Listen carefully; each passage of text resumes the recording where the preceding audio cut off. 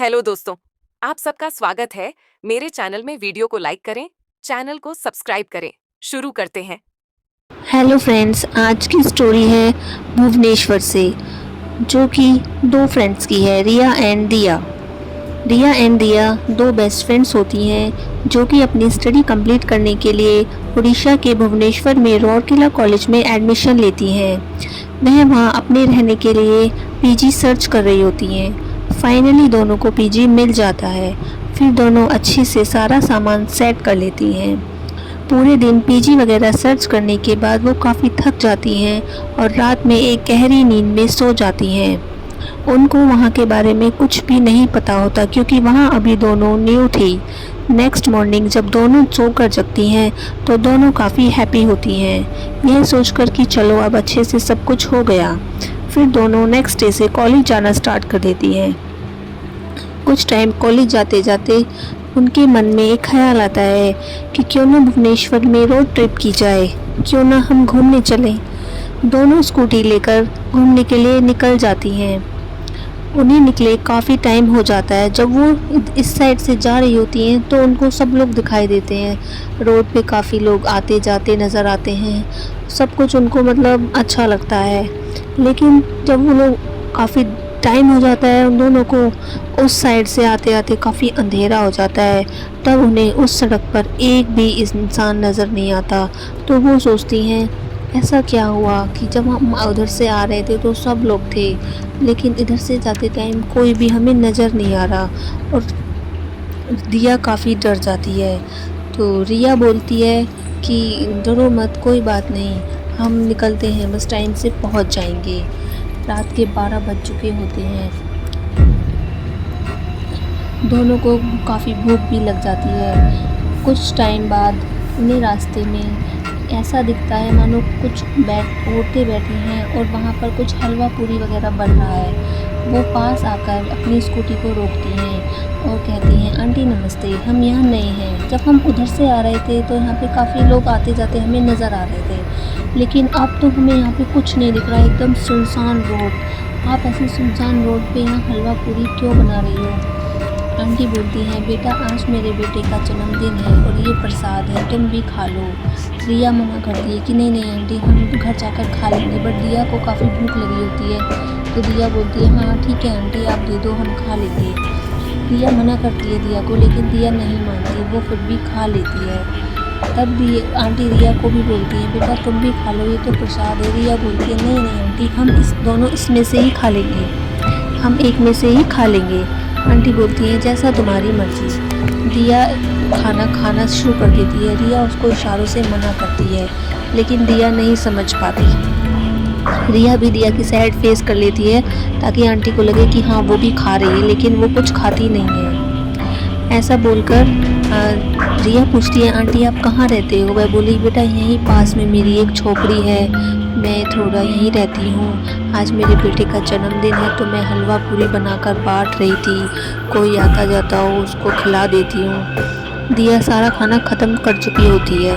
फिर रिया कहती है चलो यार अब यहाँ से निकलते हैं, थोड़ा अजीब लग रहा है कुछ, तुम्हें नहीं लग रहा कुछ अजीब? दिया कहती है नहीं यार ऐसा कुछ नहीं है, चलो डरने की कोई ज़रूरत नहीं है।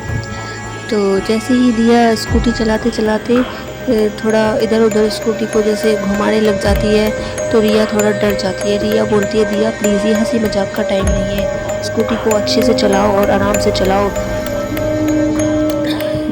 रिया काफ़ी डरी हुई होती है। जैसे तैसे करके दिया स्कूटी को पीजी तक ले जाती है, लेकिन वहाँ कुछ थोड़ा उसे अजीब लगता है।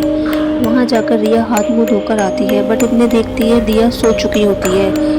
रिया को लगता है शायद थक गई होगी इसलिए जल्दी नींद आ गई इसको। रिया वापस से जाकर उसी जगह पे अपना सो जाती है। उसको काफ़ी अजीब महसूस होता है लेकिन वो सो जाती है। फिर रात में अचानक से दिया की आँख खुल जाती है और वो वापस उसी रोड पर चली जाती है जहाँ उसने खाना खाया था, और मॉर्निंग में चुपचाप आके अपनी जगह पर सो जाती है। रिया की सुबह आँख खुलती है। रिया को उसके बारे में कुछ नहीं पता होता। रिया को लगता है कि चलो मुझे वैसे ही रात ऐसे ही महसूस हो रहा होगा, अब तो सब ठीक है, चलो कॉलेज के लिए रेडी हो जाते हैं। रिया सुबह कॉलेज के लिए तैयार हो जाती है। वह दिया को भी जगाती है, दिया उठो, कॉलेज नहीं जाना क्या? रिया बोलती है नहीं, अभी मेरा मन नहीं है, आज मैं कॉलेज नहीं जाऊंगी। रिया को कहती है क्यों, कॉलेज क्यों नहीं जाना, आज तो हमारा एग्जाम है ना।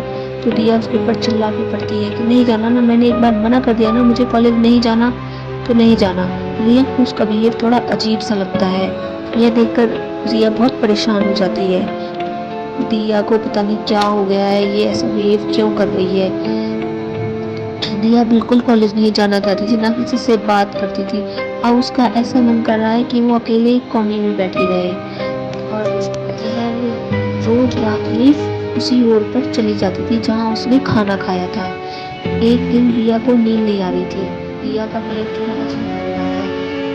रिया ने सोने का नाटक किया कि मैं देखती हूँ ये रिया क्या करती है। तो जैसे ही रिया ने हल्की सी आँख खोली, उसने देखा रिया चुपके से गेट खोलती है और बाहर जाकर सूंघती है।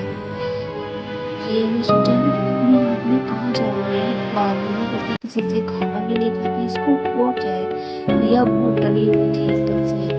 रिया सोचती है मैं इसका पीछा करती हूँ, आखिर ये जाती कहाँ है। तो जैसे जैसे रिया आगे बढ़ती जाती है, रिया उसके पीछे जाती जाती है। तो रिया देखती है कि दिया उसी जगह गई जहाँ उस दिन उन्होंने हलवा पूरी खाया था। रिया ने तो नहीं खाया, लेकिन दिया ने खाया था। उसी जगह जाकर रिया पीछे से, पेड़ के पीछे से चुपके से देख रही होती है। दिया किसी से बात कर रही होती है, लेकिन दिया जिससे बात कर रही होती है वो रिया को नहीं दिखाई देता कि कौन है, लेकिन दिया उससे बात कर रही होती है। यह सब देखकर रिया वापस से अपने पीछे में आके चुपचाप लेट जाती है और काफ़ी डरी हुई, सहमी हुई होती है। और कुछ देर बाद रिया सोच ही रही होती है, तो एकदम से दिया वापस आ जाती है। गेट खुलने की आवाज़ आती है रिया को। रिया एकदम से डर जाती है, सहम जाती है। वो सोचती है इतनी रात में दिया ही आई होगी, और रिया सोने का नाटक करने लगती है, यह देखने के लिए कि मैं देखती हूँ दिया क्या करती है। दिया चुपचाप अंदर आके एक कोने में जाके बैठ जाती है। जैसे वो बैठ जाते हैं ना एकदम से हेड डाउन करके, तो वो इस तरीके से बैठ जाती है एक कोने में। रिया उसको थोड़ी सी आंखें खोलकर देखती है कि दिया क्या कर रही है। वो देखती है कि दिया के बाल बिल्कुल बिखरे हुए हैं और वो काफ़ी अजीब सी हो रही है एकदम से, और वो अपना सर नीचे करके बैठी हुई है। दिया काफ़ी डर जाती है, और रिया यह सब देखकर सोचती है बस जैसे तैसे सुबह हो जाए, मैं यहाँ से बस निकलूँ। जैसे जैसे सुबह होती है, रिया चुपचाप कॉलेज का बैग उठाती है और बिल्कुल दिया से बात किए बिना निकल जाती है। लेकिन वह आज कॉलेज नहीं, वह अपने घर जाती है, दिल्ली। रिया बहुत डरी हुई होती है और वो जैसे तैसे करके अपने घर, अपनी फैमिली के पास पहुंच जाती है। वो अपनी फैमिली को जाकर दिया के बारे में सारी बातें बताती है। तो रिया की मम्मी बोलती है कि हमें दिया की फैमिली को ये सब चीज़ें बतानी चाहिए। तो रिया अपनी फैमिली के साथ दिया के घर पे जाती है और वहाँ जाकर वो उन लोगों को सब कुछ सच-सच बता देती है, जो भी उनके साथ हुआ होता है। रिया की बात सुनकर दिया की फैमिली काफ़ी शॉक्ड हो जाती है और काफ़ी डर जाती है कि हमारी बेटी को ये सब क्या हो गया है, वो ऐसा बिहेव क्यों कर रही है। तो रिया की फैमिली बोलती है कि आपको वहाँ जाना चाहिए इनके पीजी में। तो दिया की फैमिली रिया के साथ वो सब लोग पीजी में जाते हैं। जैसे ही रिया पीजी में एंट्री करती है, वो गेट नॉक करती है, लेकिन गेट खुला हुआ होता है। और जैसे ही रिया अंदर आती है और उसकी फैमिली भी आती है रिया के साथ, तो देखती है सारा सामान बिखरा हुआ, इधर उधर पड़ा हुआ, और वो आवाज़ लगाती है दिया दिया, और पीछे से उसकी दिया की मम्मी जो फैमिली आई हुई होती है वो भी आवाज़ लगाती है दिया दिया कहाँ हो तुम। रूम में अजीब सी स्मेल हुई होती है, सफोकेशन हो रखी होती है, काफ़ी बुरी तरीके से गंदगी, मतलब बहुत गंदा हुआ रहता है। जैसे ही रिया आगे पैर चलती जाती है, वो पैर उसका लगता है एक थाली से टकराता है, क्योंकि वो ऊपर देख के चल रही होती है। तो वो देखती है ये क्या है, और उसमें देखती है वो नॉन-वेज चिकन, वो भी कच्चा, और वो सब रखा हुआ होता है। और देखती है कि ओह नो, ये क्या है। दिया तो ये सब बिल्कुल नहीं खाती है, वो तो बिल्कुल प्योर वेजिटेरियन है, ये सब कहाँ से आया। और वो फिर देखती है कि दिया एक कोने में चुपचाप बिखरे बालों में बैठी है, अजीब सी बिल्कुल से एकदम से। दिया की मम्मी ज़ोर से चिल्लाती है रिया ये क्या हुआ है दिया को, ये ऐसी क्यों बैठी है। और जैसे ही दिया अपना फेस ऊपर करती है, अजीब से उसके दांत, अजीब से बाल, उसके फेस पे अजीब से निशान लगे होते हैं और वो ज़ोर ज़ोर से हंसने लगती है उनको देख के। वो लोग काफ़ी डर जाते हैं। दिया की फैमिली बोलती है कि चुपके से दिया को पकड़ो, हम इसको अपने साथ लेके चलेंगे। और जैसे ही वो लोग दिया को पकड़ते हैं कि चलो हमारे साथ, ये क्या भेष बना रखा है तुमने, तुम्हारा क्या हाल हो गया है, क्या हो गया है तुम्हें। वो उसको जैसे तैसे सब पकड़कर हाथ पैर कार में बिठाते हैं और ज़बरदस्ती उसको अपने साथ वापस ले जाते हैं। दिया ज़ोर ज़ोर से चिल्लाती है, मुझे नहीं जाना, मैं यहीं रहूँगी, मुझे कहीं नहीं जाना, छोड़ो मुझे, यहाँ मेरा छोटा सा बच्चा है। वो बोलते हैं बच्चा, इसका बच्चा कहाँ से आया है, ये क्या बोल रही है, उनको कुछ समझ नहीं आता। लेकिन रिया को लगता है कि वो जो हलवा खाया था, हलवा पूरी, उसी से कुछ हुआ है शायद। फिर उस दिया को लेकर वो सब लोग वापस दिल्ली तक आ जाते हैं। उसको वो एक बाबा के पास लेके जाते हैं। बाबा देखते ही सब समझ जाते हैं कि इसको क्या हुआ है, लेकिन रिया भी बाबा को सब कुछ सच सच बता देती है। बाबा उसको एक मंदिर में ज़बरदस्ती खींच के ले जाते हैं। वो चिल्लाती है, मुझे नहीं जाना, मैं नहीं जाऊंगी, मुझे छोड़ो। ये सब चीज़ें सुनकर बाबा उसके ऊपर तंत्र मंत्र का उपयोग करते हैं। वो उसको धागों से बांध देते हैं, उसके ऊपर गंगा जल डाल देते हैं। वो जोर जोर से चिल्लाती रहती है। यह प्रक्रिया कम से कम 7-8 घंटे तक चलती है। तब जाकर दिया के अंदर से एक आवाज़ आती है कि छोड़ो मुझे, मैं चली जाऊंगी। वो तड़पने लगती है एकदम से। वो बोलती है, वहाँ मेरा एक बच्चा है, छोटा सा बच्चा है। तो बाबा बोलते हैं, कौन सा बच्चा है तेरा, क्या बच्चा है। तो वो बाबा को सब कुछ, जो उसके अंदर का छलावा होता है, वो बाबा को सब कुछ बता देता है कि मैं और मेरा बच्चा एक रात को जा रहे थे यहाँ से, इस रोड से, तो हमारा एक्सीडेंट हो गया था। उस एक्सीडेंट में मेरे और मेरे बच्चे की मौत हो गई थी। तो मुझे मेरे बच्चे से बात करने के लिए एक शरीर चाहिए था, तो मैंने दिया के शरीर पर अटैक किया था। ये सब बात बाबा रिया को बताते हैं। रिया कहती है, हाँ मैंने एक दिन इसका पीछा भी किया था, तो ये किसी से बात कर रही थी, लेकिन मुझे समझ नहीं आया ये किससे बात कर रही थी। वो सब समझ जाते हैं कि अच्छा, तो ये वो बच्चा था जिससे दिया उस दिन बात कर रही थी।